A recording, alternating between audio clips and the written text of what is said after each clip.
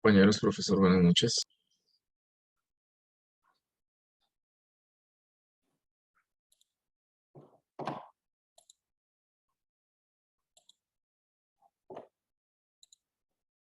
Buenas noches, Daniel.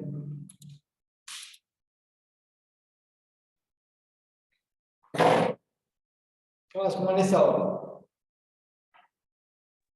Hola, buenas noches. Bien, sí, señor. Bueno, me alegra, Sara. Buenas noches, profe y compañeros. Hola, Margarita, buenas noches. Buenas noches, profe. Buenas noches, compañeros. ¿Cómo va, Miguel? Sí, profe, gracias a Dios. Bien. Bueno.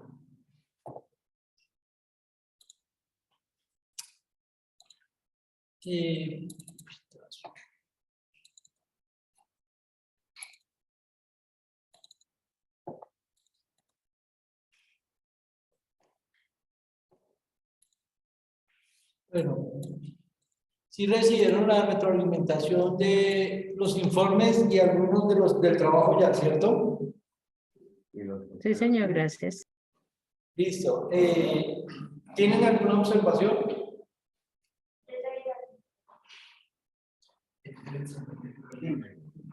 No, pues hacer las correcciones necesarias para mejorar en la presentación. Gracias. Y con los videos, varios de ustedes no han recibido nunca videos míos de la retroalimentación. ¿Sí los entendieron? Sí, profe, gracias. Perfecto.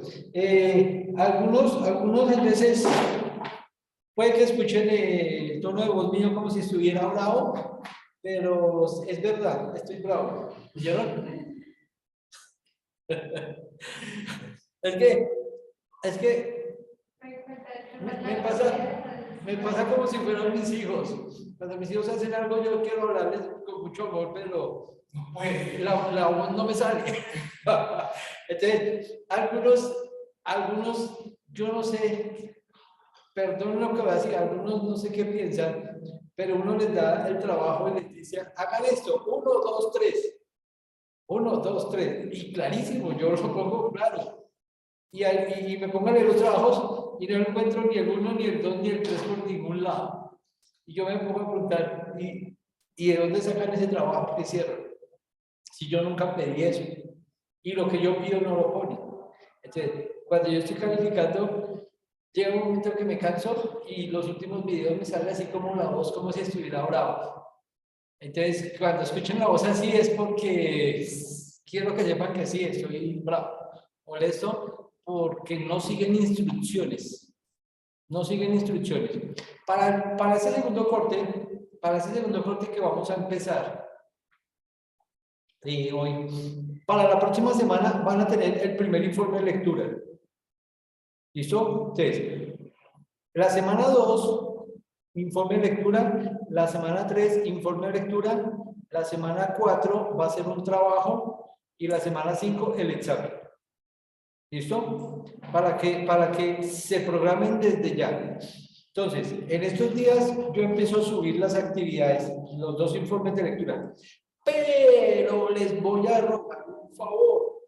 Si yo subo un formato, se entiende que el formato es un formato, para que todo el mundo siga el formato, ¿sí? Y no para que cada uno acomode el formato como mejor le parezca. No, yo voy a subirles un formato de lectura. Primera condición, quien cambie el formato no le califico el trabajo, no le califico el informe de lectura. ¿Listo? Porque es que a mí me queda más fácil calificar guiándome por el 1, 2, 3, 4 que yo pongo. 1, 2, 3, 4. Es mucho más fácil para mí como docente a tener que ponerme a leer a cada estudiante, a ver cómo cada estudiante lo acomodo, a ver si yo logro descifrarlo, a ver si yo logro entenderlo, a ver si logro encontrar los puntos dentro de todo lo que me presentan. Porque muchas veces me toca hasta eso, ponerme yo a leer y a tratar de interpretar y decir, ¿será que aquí me quiso poner el primer punto? ¿Será que de pronto este puede ser el segundo punto? No. Si se piden 3 puntos tienen que aparecer. ¿Sí? 1, 2, 3. De esa manera van a ser los informes. En el trabajo, yo generalmente no pongo un formato, sino le doy las instrucciones para que ustedes investiguen, indaguen o hagan el trabajo. Y les pido, por favor, cuando se les pida una indagación, hagan la indagación y completen, la presentan completa de acuerdo a los parámetros que se estén pidiendo, ¿listo? Para que tengan en cuenta eso ya de manera general. Los particulares, en el video que les mandé, bueno, a todos no les mandé video. A todos no les mandé video. A algunos no era necesario hacerles ningún tipo de video, sino la observación en 4 palabras y salía y la nota. ¿Sí? Entonces, fue mucho más fácil con algunos que con otros. ¿Listo? Para que tengan presente eso, entonces, para este segundo corte. ¿Listo? Entonces, yo espero el miércoles ya tener todo, absolutamente todo calificado. Listo, Henry. Hola, profe. Buenas noches. ¿Qué más bien? María José David. John Paul Sí, profe, buenas noches. John Paul Bernal Lobin, ¿cierto? Sí, señor. Jaime Bernal está acá. Daniel Cabrejo Lobin. Sandra. Sí, señor. ¿Sandra está? No, profe, ella no estuvo en el otro, pero creo que es que está enferma.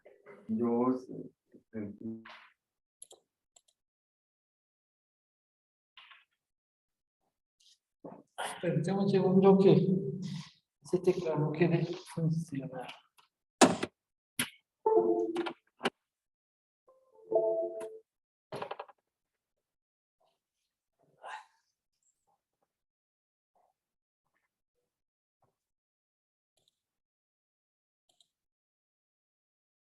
No, es que este está bloqueado.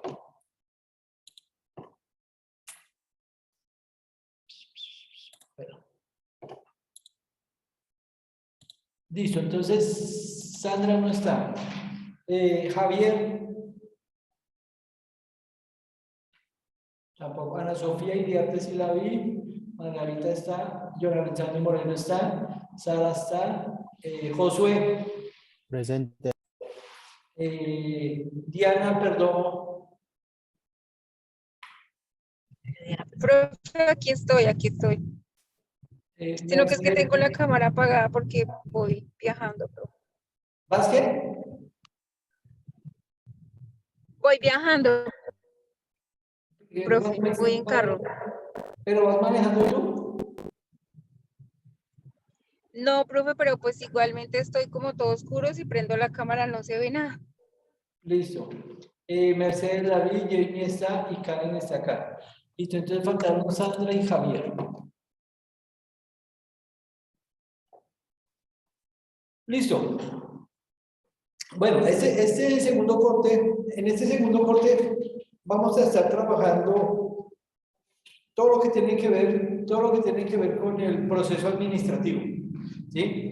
Los que están en administración, los 6 estudiantes que son de administración de empresas, Ana Margarita, Sofía, Jaime, Karen, Sandra y Diana, ustedes ya han visto el proceso administrativo, lo han visto de manera general y amplia. De hecho, que si yo les pregunto por el proceso administrativo, ustedes deberían dar cuenta del proceso administrativo, ¿sí? Completo, porque ya lo han visto. En fundamentos de administración lo tuvieron que haber visto, pero además en las siguientes asignaturas se desarrolla de una u otra manera, siempre se está trabajando sobre todo lo que tiene que ver con el proceso administrativo. Yo voy a mostrarles el proceso administrativo, pero lo voy a mostrar de otra manera, ¿sí? Cuando digo otra manera no quiero decir que que sea algo nuevo, algo diferente, sino que quiero mostrárselos desde otra perspectiva con algunos otros elementos que de pronto ustedes no conocen. Entonces, venga, Sara tenía la mano levantada ahorita, ¿cierto? Sí, profe, era para preguntarte entonces si los informes de lectura no serían en norma ZAPA. Mira, buena pregunta. Los informes, no. Lo único que del informe que se pide es que lleve la portada, norma ZAPA, ¿sí? Yo procuro ponerles una letra, en ese caso yo utilicé Calibri 11, pero se puede utilizar, yo lo podría utilizar en Times New Roman o en Arial, el tipo de letra, ¿sí? Se pueden usar esos tipos de letra, porque en norma ZAPA no hay una estandarizada, sino que uno puede variar. Entonces yo les mando el formato ya preestablecido, quiere decir que trabajan sobre él. ¿Qué son normas ZAPA que tienen que trabajar? Cuando haya necesidad de poner de pronto algún subtítulo o demás, pues cumple la norma de la norma ZAPA, lo que tiene que ver con la alineación, con las sangrías, eso se puede trabajar normal como si fuera norma ZAPA. Pero en el formato, si yo estoy poniendo 5 puntos, y lo aclaro porque es una de las cosas que algunas veces se falla, uno pide 5 puntos para cada capítulo. 5 puntos para cada capítulo. ¿Qué quiere decir? Que me tienen que presentar el primer capítulo con 5 puntos. Entonces, punto 1, pues me lo desarrolla. Punto 2, para yo ver que estén los 5 puntos. Porque varios cometieron el error de que hicieron los 3 capítulos mezclados en los 5 puntos. Me pusieron a mí algunos les puse las notas bajitas y todo, pero es porque no siguen instrucciones, ¿sí me entiendes? Es por eso. Entonces, la norma es, mantenga el formato en el sentido de los numerales 1, 2, 3, 4, 5, para que a mí me sea más fácil evaluar y darme cuenta, sí tiene los 5 puntos. ¿Sí?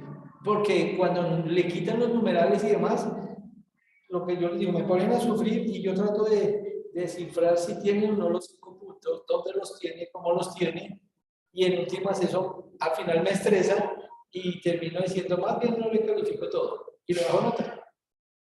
Así de sencillo porque no me queda de otra. ¿Sí ves? Entonces, a eso ¿vale? Gracias, Sara, por la pregunta. Listo. Entonces, proceso administrativo. Cuando hablamos del verdadero ministerio, ¿sí? Y aquí vamos a aclarar un poco el tema de lo que es la parte, lo que va a ser la parte administrativa de lo que es el Ministerio General de la Iglesia. Entonces, la Iglesia como tal, la Eclesía, es una institución divinamente establecida para desarrollar en el mundo un programa integral, es decir, una misión cuádruple. Para eso es que está determinada la Eclesía. Desde ese punto de vista y con esta misión cuádruple, ¿sí? Que consiste primero que todo en predicar el Evangelio, ¿sí? Proclamar el Evangelio, llevar las buenas nuevas, hacer discípulos. Esa es una de las primeras facetas que se debe tener en cuenta dentro de la organización y desarrollo de cualquier iglesia, ¿sí? De cualquier iglesia. Llámese como se llame, es lo primero que se espera que se haga. La segunda tiene que ver con la enseñanza, ¿sí? Predicar, uno pensaría que es labor del pastor, pero no. Aquí estamos promoviendo el querigma, la predicación, la proclamación plena del Evangelio, que está en la responsabilidad de todos los miembros de la iglesia. Concretamente, el pastor va a tener una función específica, la predicación que se hace en cada servicio, los domingos, ya sea el miércoles o el jueves, hay algo más elaborado, más preparado, ¿sí? Porque proclamar el Evangelio se puede hacer sin necesidad de uno llevar algo estructurado, sino simplemente llevar la intencionalidad de dar el mensaje de las buenas nuevas. La predicación organizada, pues obviamente cumple todas las normas de lo que tiene que ver con la homilética, que por cierto, varios de ustedes ya vieron esa materia, y que debe llevar a saber estructurar un mensaje para enseñar lo que las escrituras realmente dicen. Pero luego que las personas están en la iglesia, hay un proceso dentro de la administración o organización que tiene que ver con la enseñanza. Y por eso las iglesias tienen consolidados o tienen la escuela de niños, tienen jóvenes, tienen... Que me da pena que no te veo. Entonces, tienen también las escuelas, ¿sí? Por ejemplo, la Cruzada Cristiana tiene CEFI y dentro de CEFI se contemplan algunas de las escuelas. Y en otras se llama escuelas de crecimiento, entonces se enseña doctrina, se enseña fundamentos, o al revés, primero fundamentos, luego doctrina, algunos enseñan lo que se llama evangelismo, padres espirituales, líderes, y qué sé yo, ¿listo? Y enseñan algunas otras cosas ahí muy buenas, otras excelentes, otras que le falta un poco de fundamento, pero son enseñanzas, y es todo lo que la iglesia tiene para preparar a las personas en lo que tiene que ver con el conocimiento de las escrituras o con el conocimiento de los dogmas de la iglesia, porque muchas veces la enseñanza es transmitir los dogmas de la iglesia y que las personas aprendan los dogmas y las doctrinas de la iglesia, ¿sí? No necesariamente la Biblia, ¿listo? Y no estoy diciendo con eso que los dogmas y las doctrinas sean malas, sino que muchas veces los dogmas y las doctrinas se vuelven más tradiciones que Biblia en sí misma. Pero todo eso hace parte de la enseñanza que está establecido en cada una de las iglesias. Luego tiene que ver el pastoreo, ¿listo? Y es una de las funciones que debe tener todo buen ministro, ¿sí? Como responsable de la visión que debe tener la iglesia está el pastorear, el cuidar, el atender a cada una de las ovejas. Y por cierto, se los digo acá, es una de las cosas que más descuidada está hoy en día. El pastoreo es una de las cosas que dentro de la iglesia se ha descuidado mucho.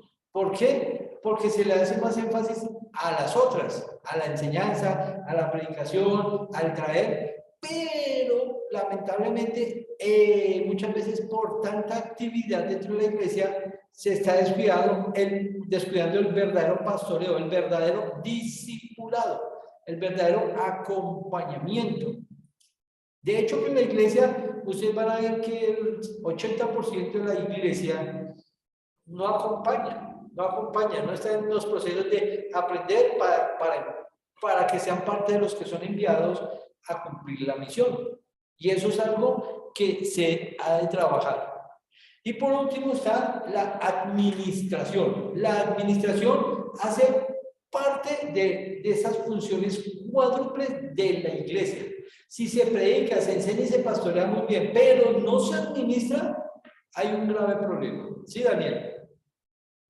Profe, ¿puede darme un ejemplo de pastoreo?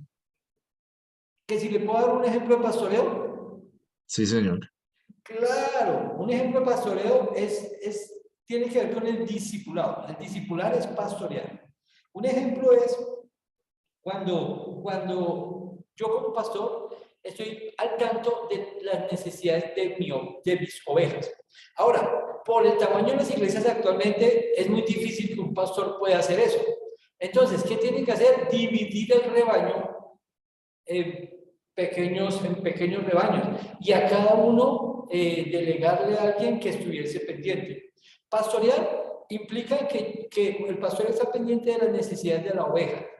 Está pendiente de cualquier circunstancia y cuando una oveja está en peligro. Está pendiente en trasquilar a la oveja cuando sea el tiempo, el momento.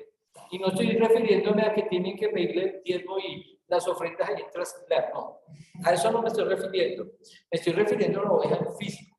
Entonces, cuando yo estoy pastoreando, yo estoy al tanto del quehacer diario de mis ovejas.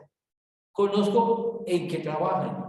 Conozco cómo van sus trabajos, conozco cómo van sus matrimonios, conozco cómo va su salud, conozco, incluso, tiene que haber tanta confianza con mis ovejas que yo debo hasta conocer en qué está fallando, Que la persona pueda con honestidad venir y decirme, pastor, mira, esta es mi debilidad y estoy pecando en esto y en esto y en esto, ayúdenme en eso. ¿Para qué? Para estar pendiente. Eso es parte del pastoreo y del cuidado. Cuando uno lee en Pedro, en Primera de Pedro 5, creo que es Primera de Pedro 5 del 1 al 4, ahí dice, ahí están las condiciones del pastoreo, ¿sí? Que no se debe hacer por interés propio, sino que cuidando a las ovejas por preocupación de ellas mismas, siendo ejemplo, ¿sí?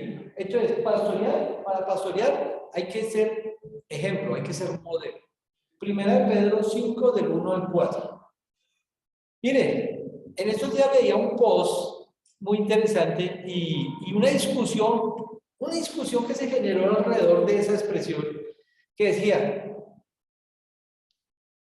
me voy de la iglesia, así empieza el post, me voy de la iglesia, ¿sí? Y abajo empiezan a relatar cosas y entonces en últimas llegan a la conclusión, si tú te vas de la iglesia por algunas personas, es porque no fuiste a buscar a Cristo. Y se generó una discusión alrededor de eso y dentro de eso el concepto que yo tengo de lo que conozco de la Biblia es que si yo voy a una iglesia y no veo a Cristo en los líderes y en los pastores, entonces, ¿dónde está Cristo? Entonces, si yo digo que me voy por el testimonio de algunas personas, es porque no vi a Cristo en esas personas. Porque la Biblia dice, sin santidad nadie verá al Señor. Sin santidad, o sea, si en mí no hay santidad, pues los que están alrededor no van a ver al Señor. Ellos van a ver al Señor, es en medio del testimonio que yo les doy. Eso es parte del pastorear, del cuidar, ¿sí? Y por eso les digo que lamentablemente, muchas veces, no es malintencionado, ¿sí? Dentro de la planeación que se tiene en las iglesias y se programa, y hay una muy buena intención detrás de todo, ¿sí? Porque ningún pastor hace, o ningún líder dice, vamos a hacer esto por hacerle la maldad a nadie. No, nadie lo hace con maldad. Lo que pasa es que muchas veces nos concentramos más en las actividades que tenemos programadas durante el año que realmente en las personas, que es lo más importante. ¿Sí? A eso se refiere el pastorear, Daniel. Profe, ¿puedo hacerle 2 preguntas más? Sí, claro. Hay una, ¿qué define cuántas personas puede pastorear una persona? Pues mire, no hay determinado una cantidad, Daniel. No podemos decir que una persona puede pastorear a X o determinado número de personas. Es muy difícil. Depende mucho de las habilidades que tenga la persona, depende del tiempo, porque eso influye mucho el tiempo, depende incluso de los recursos, porque cuando uno pastorea, uno se mete la mano al grill también por sus ovejas, cuando sea necesario, ¿sí? Porque muchas veces uno sí ora por ellas, pero ¿y la necesidad que tienen, estamos nosotros llamados a suplirla. El pastor es el que alimenta las ovejas. ¿Sí? Y no estoy diciendo con esto que vamos a mantener a las ovejas, pero en algunas circunstancias como comunidad podemos apoyarle. Entonces, depende mucho de todos esos factores, porque si el pastor es casado, tiene hijos, pues va a tener menos tiempo, y Pablo mismo lo dijo. Es mejor que se queden solteros para que le puedan invertir más tiempo a la obra del Señor. Pero si está casado, tiene que disponer el tiempo y tiene que aprender a tener una buena agenda para poder decir realmente, para atender bien, puedo atender bien a 10 personas, ¿sí?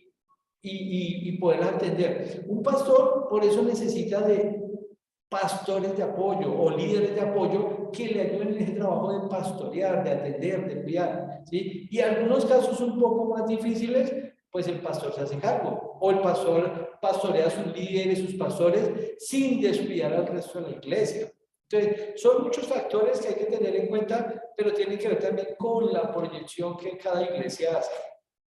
Algunas iglesias son más efectivas en cuidar a las personas, en estar pendientes de las personas.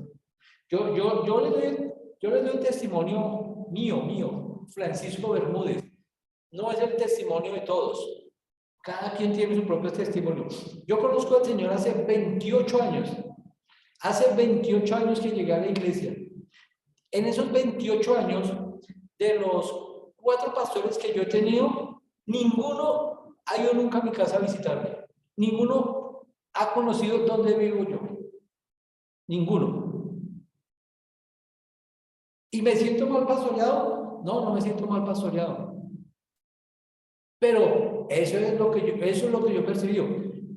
En los 28 años, a mí nunca nadie me ha dicho, venga, ¿usted dónde vive? Vamos a conocer cómo vive usted, bajo qué circunstancias, venga, queremos estar un rato, ¿cómo está?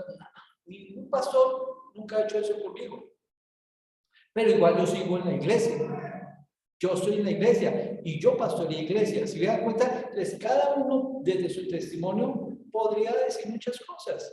Y tendríamos que elaborar todo un manual de lo que es el pastoreo, el cuidado, la atención, ¿sí? Y como le digo, hay algunos pastores que son mucho más efectivos en esto que otros. ¿Listo, Daniel? Sí, la última solamente. Diferencia entre pastor y líder. Diferencia entre pastor y líder, que el pastor, como dice Timoteo, la carta a Timoteo, hace la diferencia entre el que quiere ser obispo y el que quiere ser diácono. ¿Sí? Por ejemplo, una de las características es que el obispo debe ser irreprensible, ¿sí? Marido una sola mujer, no dado el vino, no pendenciero, y ahí ponen todas las características. Mientras que del obispo, aunque debe cumplir cosas similares, allí les dice que no debe ser dado mucho vino, que no debe reunir esas características. Ahí Timoteo nos da características de lo que es un pastor y un líder. Pastor es el que está a cargo general, es el que tiene la visión, el que ve más allá que todos, ¿sí? Para indicar el camino a seguir. El líder es el que ayuda al pastor para cumplir esa visión que tiene él. Entonces, el pastor visiona dónde quiere llegar. Los líderes son los que le ayudan a llegar allá y a llevar a todas las ovejas. Esa es la diferencia. Mara Margarita y luego Javier. Sí, profe, pues muchas gracias porque es muy interesante porque precisamente de eso se refiere esta materia. Y precisamente con uno de los trabajos que nos puso el profe era cómo mirar la importancia de aprender y capacitarse en la parte administrativa como pastor o líder. Pero una de las preguntas que hacía Daniel, hace varios años, en algún momento, hablando numéricamente, a un pastor puede llegar a pastorear 200 personas con el apoyo de líderes, pero ya de ahí para adelante sí se necesita, digamos, el refuerzo de otros líderes pastorales, porque ahí es donde viene el quiebre y a veces el cansancio profundo, porque cuando es una iglesia más grande, el mismo pastor la iglesia sigue creciendo y él ya no va a poder ejercerlo. Y pues es un ejemplo que está en Hechos cuando ya murmuraron contra los apóstoles y fue cuando empezaron a nombrar los diáconos para que atendieran las cosas de la iglesia. Eso por un lado. Y por el otro lado, pues para comentar, el líder de la iglesia es el pastor y los demás que son líderes, que nosotros sí estamos acostumbrados a esa palabra líder, es aquella persona que produce discípulos también, porque nosotros podemos decirle a todos líderes, pero hay personitas en la iglesia que no están haciendo discípulos. Y un líder es una persona que tiene a alguien a cargo que está discipulando a otra persona. Perfecto, muchas gracias por esas aclaraciones y que ayuda a complementar un poco lo que estamos diciendo. Javier. Gracias, profe, qué bueno verlo. Una pregunta más bien, profe, en el sentido de iglesia, y es que siendo uno, digamos que entre líder y pastor, no sé cómo sería mejor nombrarlo en este instante donde yo estoy, tengo una duda, ¿cómo manejar el pastoreo si en realidad la cabeza que yo tengo, las autoridades que uno tiene, lo manejan de una forma diferente a como tenemos identificado el pastorear, lo que estamos hablando? Pastorear es estar preocupado, mirar qué tiene, qué le pasa día a día, pero si la cabeza, que estamos también por la palabra, tenemos que ser guiados a nuestras autoridades, y en la iglesia sucede, y nuestra autoridad no lo está haciendo, ¿cómo lo podemos desarrollar entonces el pastoreo si en realidad no nos lo están indicando que debemos hacerlo así? No sé si es entendible la pregunta, qué pena. Sí, Javier, está bien, sí, sí lo entiendo. Mire, es que es muy complejo porque el pastor es el que debe mostrar la ruta, definitivamente, y ser ejemplo. Ustedes búsquenlo en cualquier parte de las escrituras, en Juan 10:10, donde se dice que Jesús es el pastor, ¿sí? Él es la puerta del redil y todo. Ahí se nos está mostrando que Él es modelo, Él es el modelo a seguir como pastor. Luego en Pedro, una de las características que pone es eso, que hay que ser modelo. Cuando el pastor no está modelando eso, es muy complicado, es muy difícil. ¿Por qué? Porque se pierde en perspectiva cuál es la visión de lo que se quiere. Y ahí es donde muchas iglesias, vean, se los digo, lamentablemente, muchas iglesias terminan haciendo actividades a lo largo del año, pero no están produciendo calidad espiritual en las personas. De hecho que una de las preocupaciones, vea, no es una preocupación solo mía. Hoy en día hay muchos líderes estudiosos, eruditos, que tienen una seria preocupación con las nuevas generaciones. Las nuevas generaciones no se están formando en Biblia. Las nuevas generaciones, lamentablemente, los cultos de jóvenes se han vuelto más como un club social en el cual se puede compartir, pero no hay un fundamento bíblico como tal. Se los voy a decir, miren, hay un estudio, yo no lo voy a inventar. Hay un estudio un trabajo que están haciendo en Estados Unidos. Voy a ver si consigo los resultados de esa entrevista. Es una encuesta que hacen. La hicieron como en el 2010, 2012 y la están actualizando cada 2 o 3 años. Es en Estados Unidos. Estados Unidos era catalogado uno de los países más cristianos del mundo hace algunas décadas. ¿Sí? Y entonces, algunas personas preocupadas decidieron hacer una encuesta. ¿Sabe qué arrojó la encuesta? Que un poco más del 53% de las personas no leen la Biblia, de los cristianos, no leen la Biblia. Y del resto que leen la Biblia, se calcula que cerca del 53% no cree que todo lo que la Biblia dice sea verdad. Y eso lo hicieron más que todo entre jóvenes, esta entrevista. Cuando uno mira que el 53% o más de los entrevistados considera que lo que han leído en la Biblia no todo es verdad, ahí ya tenemos un problema grave. ¿Y por qué no es verdad? Porque resulta que por tradición nosotros hemos tomado la decisión de traernos algunas cosas de la Biblia y aplicarlas hoy en día, pero otras no. Algunas sí, otras no. Yo les doy un solo ejemplo liviano, así suave, y no me voy a meter con más profundos, pero bueno, cuando llegan los jóvenes con tatuajes o con piercing, ¿cuál es el pasaje que usamos? Para decirle que los tatuajes están mal, que los piercing están mal. Levítico capítulo 19, ¿sí? Donde dice, no harás punzones en tu cuerpo, ¿sí? Y demás. Y le sacamos y le restregamos ese versículo por la cara y decimos, los piercing y los tatuajes no son bíblicos. Cuando yo veo que un líder hace eso delante mío, yo lo llamo aparte y le digo, venga, un momentico. ¿Usted considera que el que vino con piercing y tatuaje está en pecado? Sí, porque la Biblia lo dice. Usted también está en pecado entonces. Porque si usted lee 5 o 6 versículos más arriba, dice, no te pondrás mezclas de hilos. Entonces, ¿usted por qué tiene mezclas de hilos? Ay, ¿cómo así? Eso lo dice ahí en Levítico 19 también. ¿Por qué cogemos un versículo, lo sacamos y el otro no lo tenemos en cuenta? Porque es que ese de arriba aplicado es para los judíos.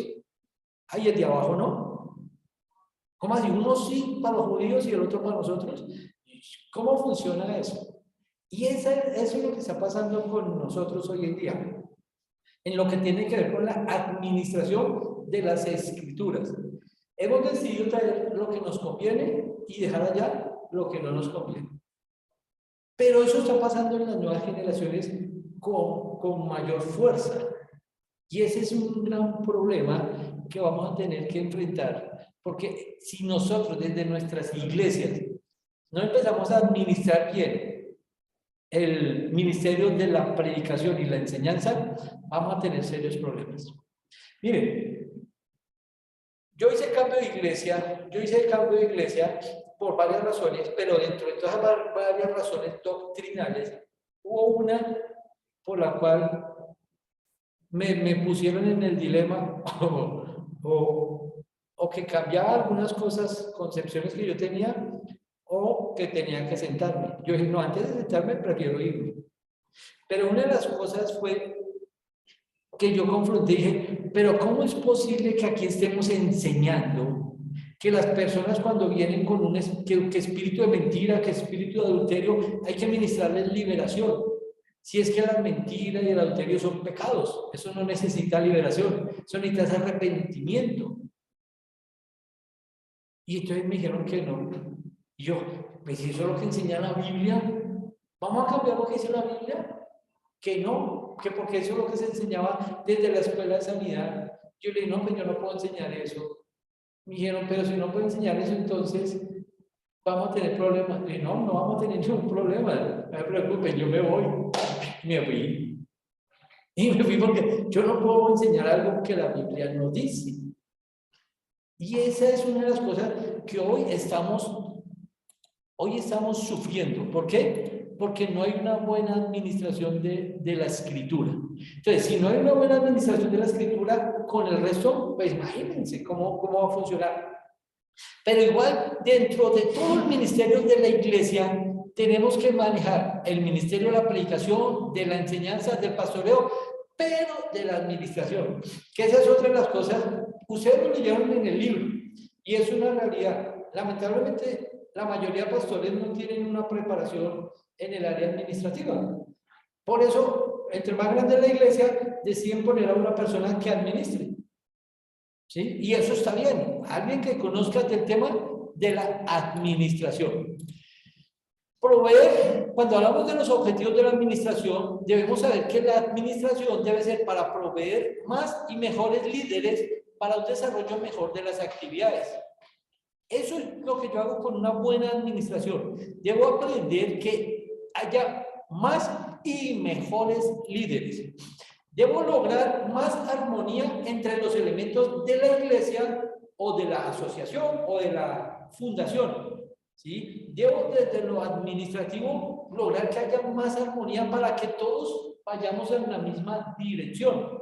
Porque si no hay armonía y unos van para un lado y otros van para el otro, pues no va a funcionar. Por eso la administración nos ayuda a encontrar esa armonía.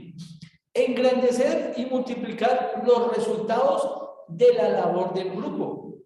Entonces, yo manejo una buena administración porque debo cumplir, ¿sí?, con el trabajo de engrandecer y multiplicar los resultados. Que haya evidencias de que no solamente crecemos numéricamente, sino que además las personas están más consolidadas en el evangelio, que las personas están desarrollando más su fe, ¿sí?, que las personas tienen más confianza en Cristo, que las personas realmente confían en Cristo, ¿sí?, y no confían en asuntos religiosos. Mire, hay muchas personas dentro de la iglesia que viven caídos de la gracia, porque viven igual que los fariseos, porque creen que porque hacen muchas cosas en la iglesia están bien con Dios, y no necesariamente. Es necesario hacer cosas en la iglesia, pero eso no es lo que garantiza que yo esté bien con Dios.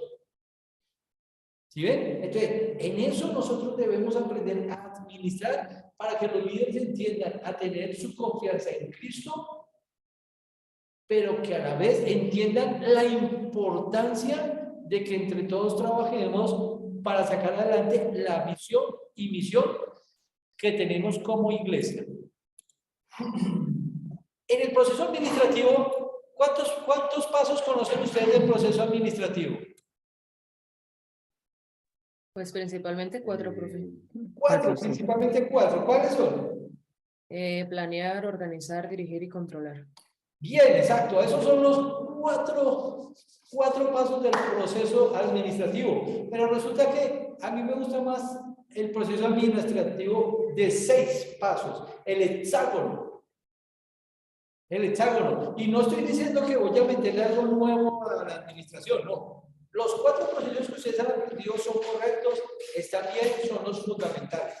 Pero resulta que desde la administración eclesial vamos a tener que tener en cuenta 2 más.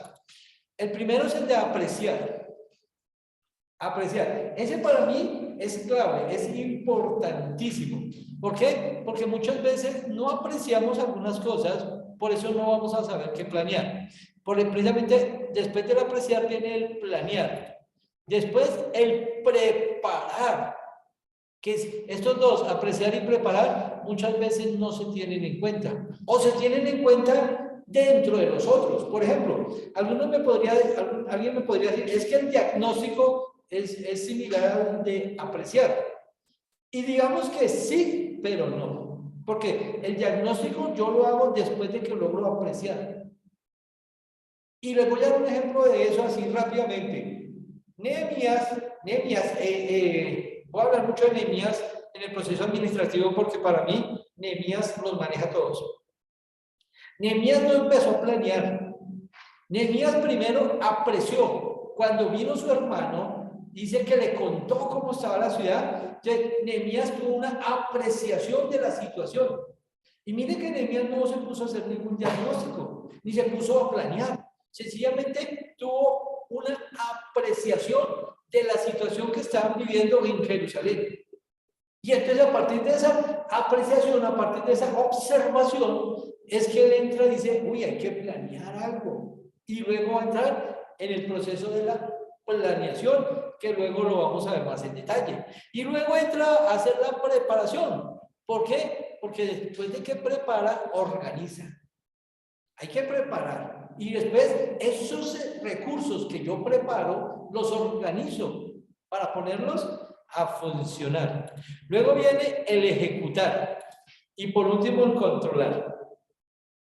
Entonces, ya ven ustedes planear, organizar, ejecutar y controlar. Son los 4 que administrativamente se conocen básicos. Pero aquí vamos a tener en cuenta la apreciación y la preparación. Estos 2 son importantísimos. En la administración eclesial son básicos. ¿Por qué? Porque hay algunos procesos donde si yo no preparo a las personas antes de organizarlas, no van a funcionar. Por eso en la administración eclesial añadimos esos 2 pasos. ¿Listo?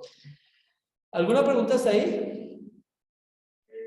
Sí, profe, yo no entendí mucho. Lo de apreciar es como una observación general, como una preplaneación. Antes de la planeación, antes de entrar a planear, porque es que, ¿cómo podemos entrar a planear sin saber qué es lo que vamos a planear? Yo primero tengo que haber hecho alguna observación, alguna apreciación, para luego decir, oiga, con base en esto que observamos, tenemos que hacer algo. Y ese algo lo empezamos a planear. Ok. Pero ahorita nos vamos a ver cada uno de estos, vamos a empezar a verlos durante este corte, vamos a ver cada uno de estos 6 pasos administrativos. Entonces, el empleo de los recursos organizacionales para conseguir determinados objetivos con eficiencia y eficacia. ¿Sí? Porque algunos son eficientes, pero no son eficaces. En cambio, hay otros que son eficaces, pero no necesariamente son eficientes. ¿Sí? Son eficaces porque alcanzan el objetivo, pero se demoran más tiempo del programado. ¿Sí? Entonces, desde ese punto de vista, se requiere de las 2. Entonces, apreciación. Se obtiene una visión del futuro, en donde es posible determinar lo que se puede llegar a hacer. Eso es la apreciación. Primero, yo tengo una visión. ¿Qué es lo que quiero? ¿Hacia dónde queremos ir? ¿Cómo estamos? ¿Cuál es nuestra condición? ¿Listo? Luego viene la planeación. Se busca determinar y lograr los objetivos, ¿sí? Mediante la elección de un curso de acción. La planeación ya me muestra el curso de acción para alcanzar esa visión que apreciamos inicialmente. Luego viene la preparación. Entonces, mientras la anterior, la planeación es teórica, porque planear es en el papel, ¿sí? Se escribe qué se quiere, cuáles son los objetivos, la meta, la visión, todo lo demás, todo se organiza en el papel. La preparación es práctica, porque es empezar a preparar todos los recursos ya para empezar a ejecutar. Pero yo no puedo ejecutar si antes no preparo. En la administración normal, después de la planeación, se viene la ejecución. Sí, y está bien. Pero si separamos un poco ese pasito anterior de preparar y ya tenemos todo listo, todo lo tenemos preparado, pues de una vez lo vamos a poder ejecutar mucho mejor. La ejecución es la creación de una estructura que determine la jerarquía necesaria y la agrupación de actividades con el fin de simplificar. Dentro de la ejecución, dentro de la organización es donde determinamos de qué manera jerárquica, ¿sí? O por bloques o por secciones, vamos a estar organizados para que cada uno desde su área aporte al cumplimiento de toda la misión y toda la visión. ¿Sí? Porque uno solo no puede hacer todo. Por eso la iglesia se va a dividir en ministerios. Entonces están los jóvenes, están los niños, están niños, jóvenes, adolescentes, los adultos. Oiga, ¿ustedes saben que eso bíblicamente es un problema? Esa división. Ustedes saben que en el Antiguo Testamento, cuando se reunían los judíos, se reunían por familias. Y estaba toda la familia. ¿Sí? Y en la iglesia primitiva, cuando se reunían por familias. Y estaba toda la familia alrededor de la mesa. Y todos compartían. Pero la evolución histórica de la iglesia hizo que nosotros ya no nos reunamos en familia, sino que mandamos a los niños a un lado, los adolescentes a otro, los jóvenes a otro, las mujeres a otro y los hombres a otro. Pero yo hace rato no voy a una reunión familiar en la iglesia donde diga culto de familia, donde estemos todos juntos adorando al Señor. ¿Sí ven? Son cosas que dentro de la administración o con la visión uno de administrador, uno logra percibir. Esas cosas que no son malas, vuelvo y repito, no se hacen con mala intención, sino que son base de las necesidades históricas y de momentos históricos, pero que sin darnos cuenta los dejamos de ir a otro extremo y dentro de la organización, la iglesia está organizada de esa manera, por edades, pero como familias como tal, no se volvió a organizar la iglesia desde hace años. Está luego la dirección, influencia. Entonces influencia a los empleados para la realización de los planes mediante la comunicación, la supervisión y la motivación. Y cuando lleguemos acá, vamos a empezar a hablar de cada uno de estos temas. La importancia de la comunicación, de la supervisión y la motivación que se requiere. Y por último tenemos el control. En el control es determinar lo que se está llevando a cabo a fin de establecer las medidas correctivas para evitar desviaciones en los planes. ¿A partir de cuándo se hace el control?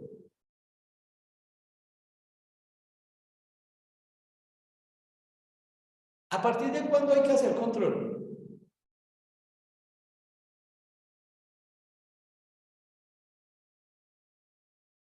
Profe, yo creería que Después el de que estás control todo se viene organizado. haciendo Sí, Sofía. que yo creería que vendría haciéndose, o sea, desde que se está trazando como, o sea, cuando ya se están, ¿cómo decirlo? O sea, en cada etapa. Digamos que ya se tiene lo de la organización, entonces para ver que ya las cosas estén funcionando como correctamente. Bien. Sí, hay que hacer En una cada etapa tiene que haber control. Si en la planeación yo no hago control, puede que me falle. porque no hubo un control. Entonces sí se necesita, en cada etapa se hace un control. El control, en últimas, es el que nos va a ayudar como a que todo el plan y la ejecución final, el cumplimiento final, realmente se dé, ¿sí? De manera coordinada. Si no hay un control, la planeación puede ser una cosa y la ejecución puede ir por otro lado, porque no hay control. Entonces, algunos dejan el control hasta el final y es un error gravísimo. Sí, Mercedes. Profe, no tengo claro determinar en cuanto a la administración eclesial, el objetivo, o sea, el contenido. Ahora que estamos hablando de las etapas del proceso administrativo, entonces, ¿cómo diferenciar los dos tipos entonces de administración eclesial? ¿Por qué? Porque aquí hay uno de tipo, por decirlo de alguna forma, de pronto técnicamente no es una palabra, pero aquí hay uno que es tipo meramente espiritual, por decirlo de alguna forma que serían de pronto la primera, segunda, tercera, cuarta, hasta dirección, que bueno, se está haciendo para mejorar, para poder enseñar este esquema, se está haciendo así. Pero la penúltima, que es la dirección, pareciera que fuera no espiritual, sino de tipo puramente administrativo dentro de la iglesia. ¿Por qué? Porque aquí se está hablando, por ejemplo, en la dirección, se están hablando de empleados. Mientras, a pesar de que estamos en lo mismo de administración eclesial, mientras que en las otras se está hablando con más énfasis a de pronto la familia o las personas que van a ser pastoreadas o lideradas, etc. Entonces quiero tener claro ese contenido de uno y otro caso, por favor. Pues tú mismo lo has dicho, esa es la diferencia y ahí está la claridad. Por eso entonces son dos tipos, ¿no? O sea, yo eso lo tengo claro. Estoy diciendo que entonces son dos tipos de administración eclesial. No, es un solo tipo de administración, sino que esos mismos pasos se aplican en cualquier área de la vida, en la familiar, en la iglesia, se aplica lo mismo. Profe, pero es que aquí como estamos hablando de la iglesia solamente y estamos hablando de que tiene un contenido espiritual, pero en el quinto, que es la dirección, se hace énfasis a los de los empleados. Esa es mi pregunta.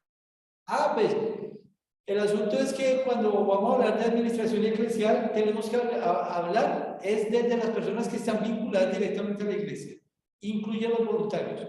Aquí no necesariamente vamos a hablar de los feligreses.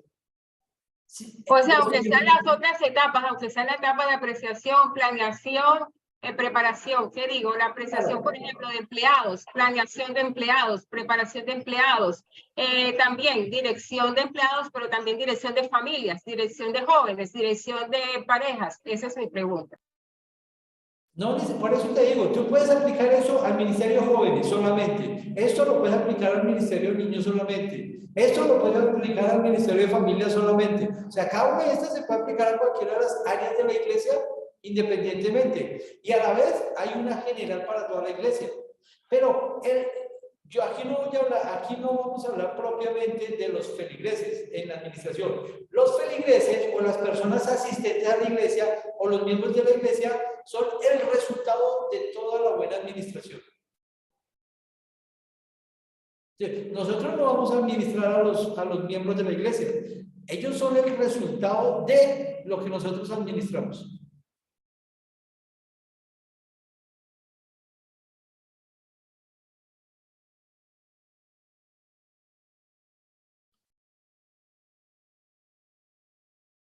Pero, profe, o sea, la administración vista desde esa perspectiva solo va a influenciar a un grupo determinado de personas. No a todos, por eso todo se hace, todo se administra en dirección a cumplir un objetivo que tienen que ver los miembros de la iglesia. En últimas, el resultado que se espera es que la iglesia crezca. La visión debe ser crecimiento, tanto espiritual como numérico, ¿sí? Pero para yo alcanzar eso, ese es el resultado final que esperamos. Para yo alcanzar eso, tengo que hacer bien lo otro, que es planear, Organizar, ejecutar, dirigir y controlar que todo esté, ¿cierto? Ahora, hay dos campos. Uno que va a ser el meramente administrativo, que tiene que ver con las finanzas, ¿sí? Que eso lo vamos a tocar en otro tema que se llama finanzas, pero aquí vamos a tocar todo lo que tiene que ver con la administración en cuanto a todo lo que desarrolla la iglesia en general. Y cuando lleguemos al momento de las finanzas, pues hablamos de las finanzas, ¿listo? Pero aquí vamos a tocar es todo lo que la iglesia, ¿sí? Todo lo que la iglesia hace, necesita hacer para alcanzar una visión, ¿listo? Y por eso vamos a partir de eso, de cuando hagamos, miremos la planeación, vamos a tener que ver cuál es la misión y visión de una iglesia. Si no se parte de una misión y una visión, pues la iglesia nunca va a saber para dónde va. Por eso la administración, ¿sí? General la vamos a aplicar a la administración eclesial desde el ámbito eclesial. No necesariamente como se aplica en cualquier empresa, pero hay que administrar la iglesia igualmente. Y para eso se necesita el proceso administrativo. ¿Sí, Daniel? ¿O siguen con dudas? Pues lo que pasa es que caigo en lo que a veces pasa habitualmente, que hablamos de administración, pero llega un momento en el que se va a separar, lógicamente, lo que es administrativo, no sé cómo llamarlo. Administrativo, todo lo que tiene que ver con cuentas, con, digamos, representación legal, se va a separar de lo eclesial. Se va a llegar un momento, o sea, digamos, lo estamos estudiando a nivel general, pero igual vamos a llegar al punto donde se van a separar en dos caminos la forma de administrar. ¿Sí? Necesariamente. Y obligatoriamente siempre vamos a llegar a ese punto, ¿cierto? Sí, claro. Claro, porque Porque yo a la iglesia no la voy a administrar con la visión de una empresa, porque la visión de una empresa es dar utilidades. La visión de la iglesia no es dar utilidades, sino es ganar personas para el reino, para proclamar el evangelio. Pero ¿cómo se hace Claro, eso? profe. Ay, perdona que te interrumpa, profe. Claro, es que esa fue la pregunta del examen. Exactamente. Gracias, profe. Esa es. Por eso, en el trabajo, la pregunta uno era, ¿dónde está ubicada realmente la iglesia? La iglesia no tiene una naturaleza administrativa jurídica igual que las demás empresas. Es diferente su figura administrativa jurídica. Pero a la hora de poder trabajar dentro de la iglesia, nosotros no podemos trabajar sin planear. No podemos trabajar sin planes. Toda iglesia, por más que quiera, tiene que hacer unos planes al comienzo. ¿Qué es lo que queremos? ¿Hacia dónde queremos ir? Porque si no le muestro yo a las personas, le digo, miren, esto es lo que hemos planeado para este año. Las personas a los 8 días, ¿qué van a hacer? ¿Para dónde van a coger? ¿Qué van a hacer? Entonces, sí se necesita el proceso administrativo para la ejecución de todo el desarrollo ministerial. ¿Sí? De todo el desarrollo ministerial. Y por eso vamos a tomar a Nehemías como ejemplo, que Nehemías es el que mejor aplica el proceso administrativo. Y vamos a ver versículos y todo, cómo Nehemías realmente lo cumple. ¿Sí? Pero llega un punto en el cual la parte netamente logística en cuanto a propiedades, en cuanto a recursos y demás, aunque no está totalmente separada, pues sí se maneja de otra área. Y esa área administrativa propiamente va a apoyar todos los demás proyectos. ¿Por qué? Porque a la hora de yo ejecutar todo lo que tiene que ver con lo eclesial, espiritual y demás, necesita recursos. Pero eso se hace desde la otra área. ¿Sí? Para que sirve de apoyo. Esa área financiera administrativa sirve de apoyo a todo el desarrollo de la administración eclesial y no al contrario. Por eso el pastor debe saber de administración, para saber de cuentas, para saber de normas contables, para saber de todo lo que nos exige el gobierno. Debe saberlo, no debe hacerlo, pero debe entenderlo, por ejemplo, un balance general, debe saber leer un balance general o interpretarlo por lo menos, para que cuando reciba por lo menos sepan, oiga, ay, ese es el balance, ay, ya, ese es el patrimonio que tenemos, bueno, ¿sí ven? ¿Cómo hemos avanzado? ¿Y para qué nos sirve eso? ¿cuánto estamos debiendo y cuánto estamos endeudados? Ah, entonces debes saber leer los pasivos, debes saber leer los activos, debes saber que dentro del año cuáles fueron los ingresos, cuáles fueron los egresos, para saber si realmente hay una capacidad de reinvertir para los programas. Porque ¿qué hace el pastor y los líderes o el cuerpo directivo planeando, mostrando una visión, queremos ir hacia allá y no hay recursos? Se fregaron, ¿sí? Este señor, ay, se me olvidó el nombre del autor del libro. ¿Se acuerdan cómo es el autor del libro? Aldo Broda. Aldo Broda, él lo dice claro. Una de las particularidades dentro de la administración es que hay que planear, hay que organizar, hay que visionar, hay que dirigir, todo eso hay que hacerlo. Pero una ventaja que tenemos nosotros es que tenemos a Dios. Esa es una gran ventaja y no solamente eso va a aplicar para la iglesia, eso va a aplicar para cualquier institución que tenga principios cristianos. Los ejemplos que él dio ahí, yo me identifico mucho con esos ejemplos, ¿sí? Yo trabajé en una confraternidad carcelaria y una época la confraternidad estaba en crisis, hubo dos donantes, uno que mandaba $8,000 mensuales mandaba, y el otro mandaba como 12,000, y un mes ya mandaron correo diciendo, qué pena, a partir de este mes ya no les vamos a mandar nada. Yo era el administrador de la confraternidad, recibí esos dos mensajes. Yo no sabía si ponerme a llorar o no sabía qué hacer. Yo quedé como en shock. Y yo miraba los mensajes y yo decía dentro de mí, eso no es cierto. Y yo llamé a Jenin, que era la que se encargaba de conseguir los recursos. Jenin, pasó esto, y nos escribieron esto. Y yo, no, espera, ¿qué hacemos? Y después, a los poquitos días me llamó y me dijo que no, definitivamente ese mes no recibimos sus recursos.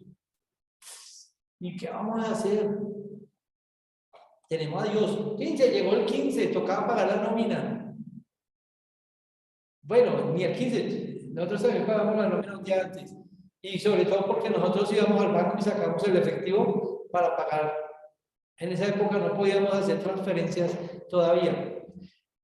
Y entonces yo llegaba el 14 y le dije a la secretaria, hazme un favor, alízame para hacer el retiro de la nómina. Y alízame los volantes de nómina de todos y para pagarles. Y ella se quedó mirándome y se puso a llorar. Yo le dije, ¿por qué lloras? Y a la vista, ¿por qué lloras? Dice, pero si no hay dinero. Y le dije, ¿y quién dijo que no hay dinero? Digo, pero si no mandaron los $20,000. Y le dije, a la mitad, alístalo que yo me vuelvo a apoyar. Yo no entré a mirar saldos. Yo me fui con fe. Y llegué allá, y uy, ahí está la plata. Y después llegué allá, a la mitad, mira, está la nómina, pagamos. Y la plata, ¿dónde llegó? Yo no sé todavía, pero llegó. Averigüe. Y nos pusimos a averiguar y había una consignación. Y entonces empezamos a llamar, venga, usted sabe de esa consignación. Hasta que encontramos una constructora de ahí de Medellín, que alguien encontró la situación, decidió que a partir de ese mes nos iba a regalar lo de la nómina. Y pagamos. Esa es la gran diferencia. Pero igual teníamos que seguir planeando, teníamos que seguir organizando todo año tras año. ¿Sí? La diferencia, ¿cuál es? Tenemos a Dios. Esa es la gran diferencia. Pero de resto tenemos que hacer lo mismo. ¿Sí? Ahora, nosotros no vamos a hablar en la administración eclesial cómo administramos a las personas, cómo administramos a las familias meramente, no. Ellos van a ser el resultado de la buena administración. ¿Sí? Ellos van a ser el resultado de, o sea, si yo tengo una iglesia bien organizada, administrativamente, con un buen proceso administrativo, en ese sentido, yo tengo que esperar al final. ¿Cuál es mi resultado? Mi resultado es el crecimiento de la iglesia. Para eso yo tengo que organizar las actividades, y las actividades necesitan planearse, necesitan organizarse, necesitan quien las dirija, necesitan un control. El gran problema de muchas cosas que se hacen en la iglesia es que no tienen control. No hay una evaluación posterior para decir en qué fallamos y en qué no fallamos. No lo hay. Ese es uno de los problemas que tenemos, que no hacemos retroalimentación para saber qué es lo bueno que tenemos, para reforzar, qué es lo malo que tenemos, para quitarlo si es necesario, ¿sí? No hacemos. Entonces, ese es el problema de no contar con el proceso administrativo. Sí, Alexander. Bueno, profe, yo quería ser también práctico porque estamos como teorizando bastante y el tema creo que puede ser más práctico y a veces uno aprende más. Estos puntos, aunque se separe lo financiero administrativo como un punto, el manejo de los recursos y todo esto, y otro punto en la iglesia como lo ministerial, digámosle así, ministerios y demás, cómo funcionamos ministerialmente hablando. De ambas cosas el pastor debe entregar cuentas. Por ejemplo, el día de mañana precisamente tengo que ir a la ciudad de Yopal a entregar un informe. En ese informe va cómo se está manejando las cuentas, ingresos de enero y febrero, o sea, hasta la fecha de mañana, ingresos de enero y febrero, cómo se ha gastado, en qué se ha gastado, si suple eso las necesidades de la iglesia aquí en Paisariporro, sí o no, si se han pagado para fiscales, qué deudas se han pagado, todo ese tema económico. Tengo que dar cuenta mañana, pero también mañana tengo que decir cuántos asistentes en promedio han venido a la iglesia el domingo, cuántos han venido el miércoles, de ellos cuántos son jóvenes, cuántos son niños, todo ese tema, cuántos hemos bautizado en este tiempo, cuántos grupos, aquí llamamos casa de oración, cuántas casas de oración tenemos nosotros ya, grupos de oración en los barrios, todo ese tema ministerial, pero tanto a lo uno como a lo otro se le puede aplicar todo ese proceso. Además, no solamente se le puede, sino que se le debe aplicar ese proceso, porque a lo administrativo, obviamente, pero a lo ministerial también. Por ejemplo, este sábado pasado tuvimos algo que nosotros llamamos reunión ministerial. Ahí convoco a todos los ministerios, a los líderes de los ministerios, compramos una pizza, tomamos gaseosa, pasamos chévere, vamos conversando, vamos comiendo, pero cada ministerio se reúne y empieza a decir, hay una necesidad con los niños en esta área, vamos a trabajar en esta área. Otro, el Ministerio de Alabanza dice, bueno, necesitamos micrófonos, vamos a hacer unas actividades, necesitamos micrófonos, necesitamos gente que se capacite. Otro ministerio dice, bueno, necesitamos unas camisetas que nos sean insignias para nosotros. Entonces, todo eso se empieza a trabajar. Empezamos a trabajar también un ministerio que es de ayuda social y ya tenemos unas actividades programadas para el mes de mayo, unos mercados, unas ayudas para gente de fuera de la iglesia, pero todo eso tiene que tener de la mano con lo económico, con lo financiero, porque ya va a empezar a surgir ahora una inversión más. Yo no ya un gasto más, sino una inversión más. Entonces, quería dar el ejemplo en lo práctico y decir, lo administrativo y lo financiero se le aplican esos puntos, pero a lo ministerial también se le aplican, porque si no se hace, es como el que no sabe para dónde va, cualquier bus le sirve, entonces la iglesia no va a avanzar. Ese era mi aporte. Listo, yo, muchas gracias. Mercedes y Daniel. Gracias, profe. Bueno, yo entiendo también, bueno, y con base pues en el punto que puse, que fue lo que ha generado de pronto este tema, esta parte, ¿cierto? Y es que de todos modos, no hay que de pronto tomar que Nehemías o que el otro, no. Dentro de la misma dinámica de administración de la iglesia del primer siglo o de los primeros cristianos, por decirlo de alguna forma, ahí mismo están las dos aristas. Si nosotros de pronto nos vamos desde el punto de vista ministerial, como ha dicho John Alexander, para la administración obviamente está el que hemos aprendido de Hechos 6, ¿cierto? Que en algunas versiones se llaman nuevos ministerios, ¿ok? Pero si nosotros de pronto vamos a hablar dentro de esa misma iglesia, no hay que salir para ningún otro lado dentro de la palabra, dentro de la Biblia, aunque de pronto como para enriquecer un poco más algún documento o el debate, podríamos hacerlo. Pero, por ejemplo, Nehemías no era iglesia, ¿cierto? Era una destinación espiritual, misión de Dios, pero iglesia como nosotros lo concebimos hoy, ahí mismo tenemos el ejemplo. Por ejemplo, en Hechos 4, cuando habla de que todas las cosas las tenían en común. Ese era un tipo de administración financiera, de pronto de lo que estamos hablando, comunitaria, que de pronto la pueden desarrollar, se ha disgregado en el día de hoy, pero se puede utilizar de pronto por alguna iglesia, una forma comunitaria, por ejemplo, en Cuba, no sé. Pero entonces, diría yo que ahí mismo, en esta misma parte de nuestro tema del Nuevo Testamento, en cuanto a la formación de la iglesia, está el mismo, o sea, donde nosotros podemos tomar el ejemplo. Entonces, no es separarlo, no es decir, la diferencia obviamente es la iglesia de Dios, es el plan de Dios, ¿cierto? Pero ahí mismo están las dos, ¿cómo diría? Las dos alternativas, las dos formas, John Alexander. Parte ministerial a la que te refieres y la parte financiera también está ahí. Entonces, bueno, eso. Claro, pero yo te voy a aclarar, cuando ponían todos y hablamos de una administración comunitaria, hacían el proceso administrativo también, porque ellos no ejecutaban si antes no planeaban qué iban a hacer. Entonces, ahí sí, eso es lo que digo. Es también precisamente lo que estoy diciendo, que ese es desde el punto de vista de la naturaleza típica administrativa, ese es el ejemplo. Ese es el ejemplo. Listo, Mercedes, gracias. Daniel. Profe, una pregunta. Igual me surgió, su merced ahorita lo comentó, lo de el tipo de las empresas, y lo tengo desde, bueno, aún antes de estudiar eso siempre he pensado eso, porque por lo general siempre se afirma lo que usted me estaba comentando del tema de las utilidades. Está mal pensar que si se hace un proceso espiritual, las personas que llegan a la iglesia son las utilidades de ese proceso que nosotros hicimos. Pues si usted las quiere ver desde ese punto de vista, no hay problema. Uno podría decir que esas serían las utilidades. Sin embargo, por ser personas, no es el término adecuado.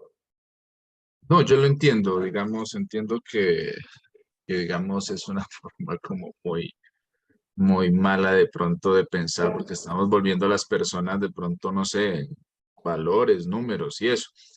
Pero digamos que si hacemos un proceso que es, digamos, aplicamos lo que estamos haciendo en el proceso administrativo, lógicamente hay que guardar las distancias, lo que su merced nos ha comentado. Bueno, una cosa es la empresa, otra cosa es la iglesia, pero igual la iglesia persigue una ganancia y algo que se va a hacer. Y puede que sí, no son utilidades porque no es la forma correcta de llamar, pero no sería como similar lo mismo. Por eso yo le digo más bien, ese es el resultado. ¿Sí? Contablemente, las utilidades son el resultado del periodo. ¿Sí? Los que vieron contabilidad deben saber eso. Las utilidades son el resultado del periodo.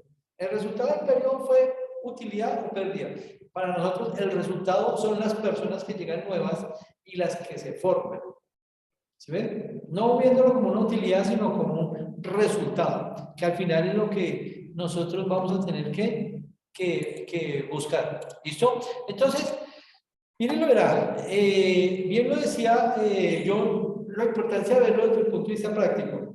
Nehemías tuvo una apreciación de la situación que estaban viviendo los judíos.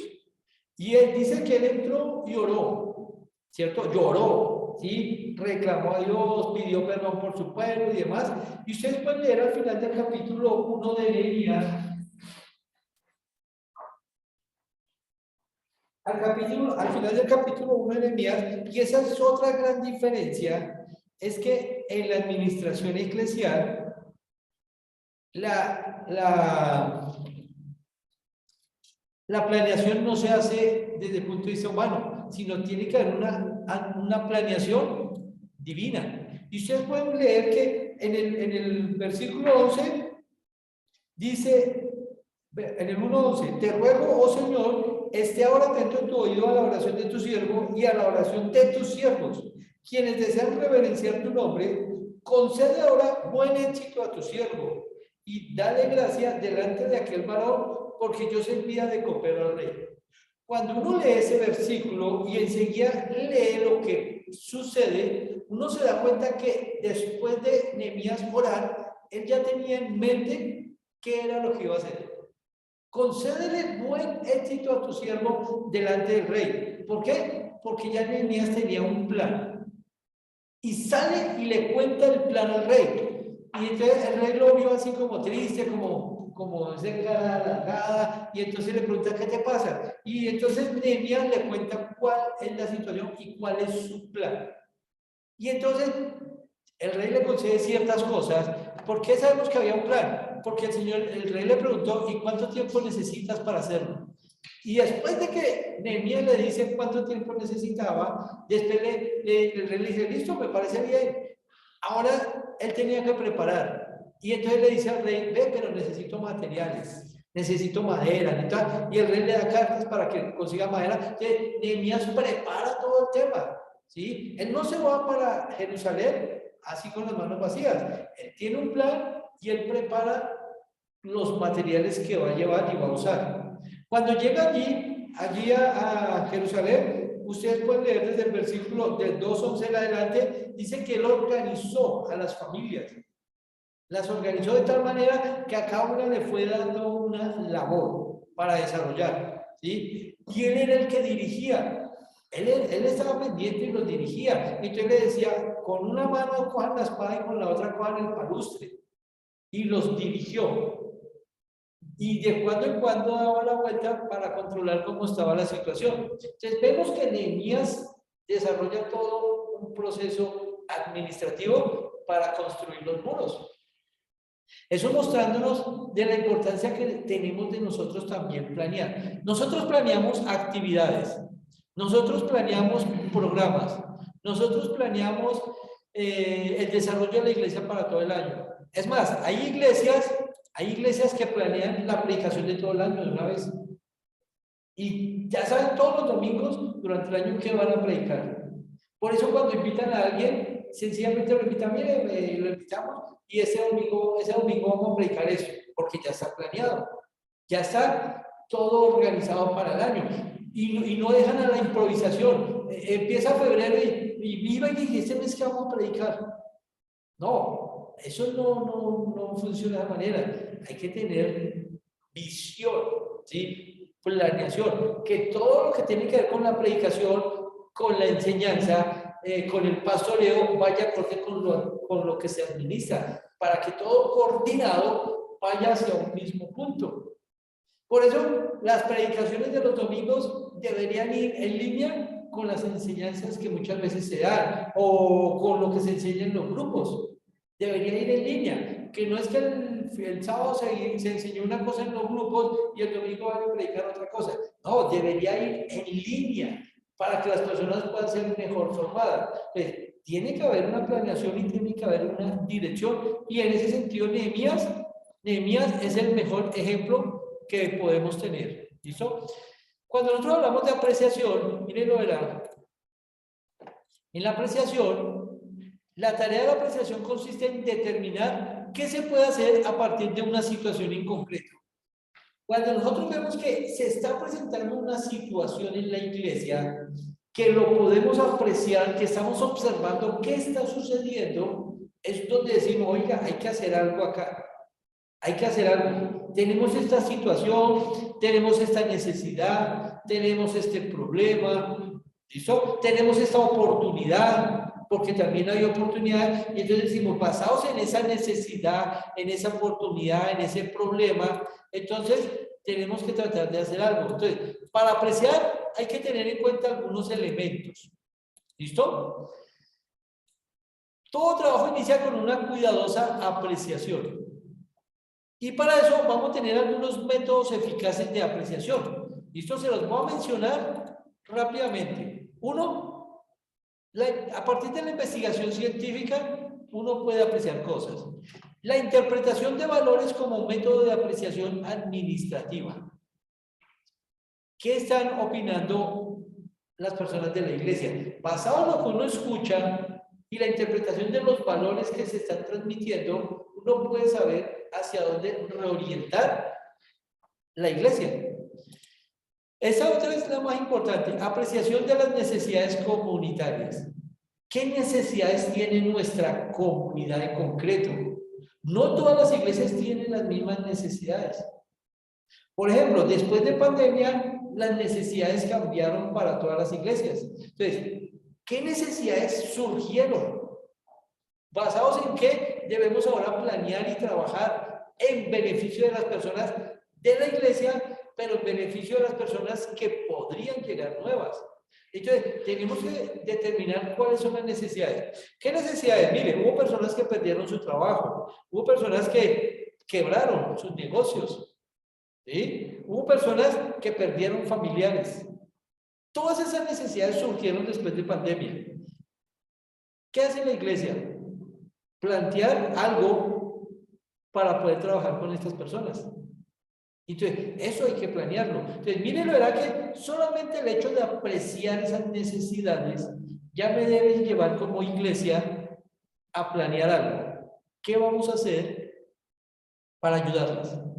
¿Qué vamos a hacer para ayudar a la comunidad? ¿Por qué? Porque hemos apreciado que tenemos ya unas necesidades en concreto. Y la última, técnicas dignas de confianza en el proceso de consulta de la opinión de la iglesia. Y esto es una de las cosas que se hace, pero a la vez no se hace. ¿Cuántas veces nosotros consultamos a la iglesia? ¿Qué opinan ellos de lo que estamos haciendo y de lo que podríamos hacer?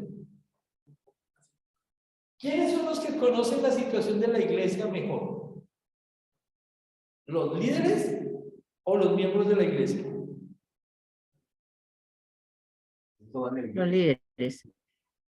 ¿Ah? Los miembros de la iglesia. Los líderes. Los líderes conocen una parte, pero yo tengo que aprender a escuchar a la iglesia.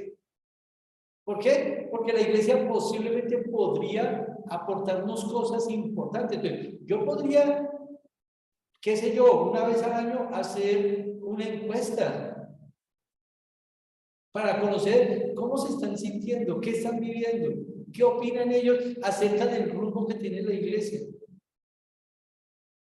Porque muchas veces la iglesia toma decisiones desde el liderazgo, cuando la transmite, la iglesia no está de acuerdo. Y eso crea choques. ¿Por qué? Porque no se le consultó a ellos. Se supone que como iglesia somos un pueblo, y como pueblo deberíamos aprender a escucharlo, porque de pronto ellos nos dan ideas de cosas que deberíamos mejorar como iglesia, como organización. Pero lamentablemente muchas veces no los escuchamos. Profe, ahí tengo una acotación. Sí, En la parte de participación, eso tiene que ver mucho con el liderazgo que se tenga en la iglesia. Lógicamente hay que darle participación, pero no se nos debe olvidar que la iglesia no es democracia, es teocracia. Entonces hay que tener un punto de equilibrio, porque sí es bueno la parte de que la gente, porque cada uno va a tener una percepción también según su misma experiencia. Pero a nivel general, la iglesia no se mueve democráticamente, sino teocráticamente. Listo. Si es teocráticamente, los líderes no deberían tomar decisiones por sí solos. Ellos van como trabajo en equipo, ¿no? De la visión que tiene el líder principal. Claro, pero mira que dentro de todo, una de las características que ayuda, ¿sí?, al desarrollo de lo que es la iglesia, y en la Biblia podemos encontrar ejemplos. Moisés es uno de ellos. Cuando él dirigía, él quería hacer todo, hasta que su suegro le dio el consejo: oiga, deja que otros también aporten, deja que otros también estén allá dando su consejo, porque no lo puedes hacer tú solo. Y se le dio participación más al pueblo. ¿Listo? No que el pueblo decidiera. Y yo no estoy diciendo que el pueblo tiene que decidir, pero el pueblo se puede escuchar y escuchar sus sugerencias. no para implementar. Eso sí estamos de acuerdo, profe, y por eso es que digo que en todo sentido aplica lo que estamos aprendiendo, porque esa es una buena administración que es integral, y en la buena administración nosotros precisamente es el otro lado. La iglesia no es una empresa de ladrillos, la iglesia es solamente para administrarla porque son las ovejas de Cristo. Entonces no somos dueños de la iglesia, sino debemos administrarla con sabiduría. Exacto, mi hermano. Por eso yo digo, dentro de los puntos de vista, miren, las grandes empresas, y no voy a hablar de iglesias, sino ya empresas como empresas que han surgido y han tenido mejores desarrollos, ustedes averiguan y verán que contaron con el personal.